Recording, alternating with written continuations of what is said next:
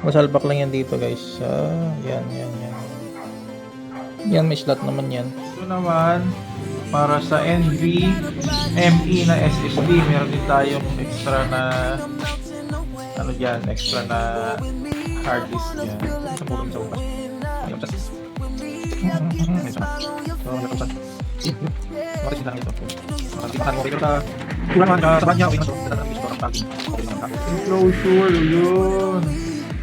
Ito naman yung enclosure para sa NVMe na SSD. Okay.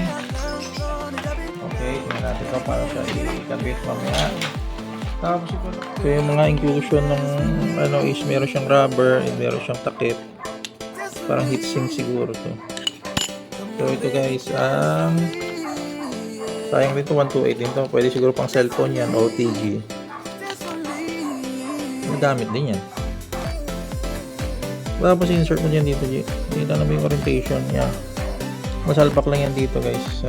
Yan. Yan, may slot naman yan. So ito na guys yung parang heatsink niya.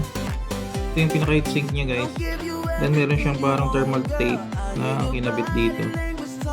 Yan, nakadikit.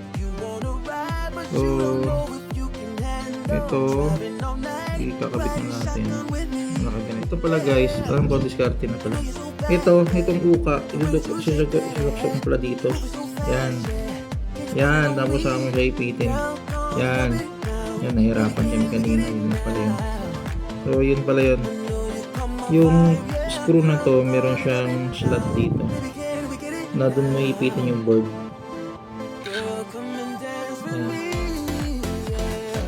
Yan, dun mo ipitin yung board. Tapos ipipress mo na lang siya. Tapos ito na, isa-slide na lang to. Yun siya guys.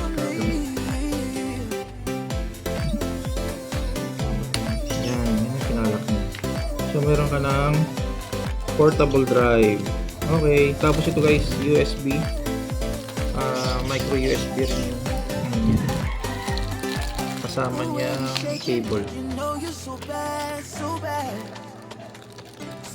USB to USB, micro USB. Okay, bye bye. Test natin. Guys, try natin kung mababasa. So dito, yan, wala pa siya. So try natin isaksak kung madidetect yung drive na natin. So ito guys, nailaw, yun. So ito nabasa siya guys, galing siya sa Acer na laptop namin na nasira. So 128 to na SSD.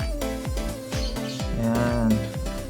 So i-reformat na lang natin to. So ito siya guys, kasi dito yung OS niya, re-reformat na lang.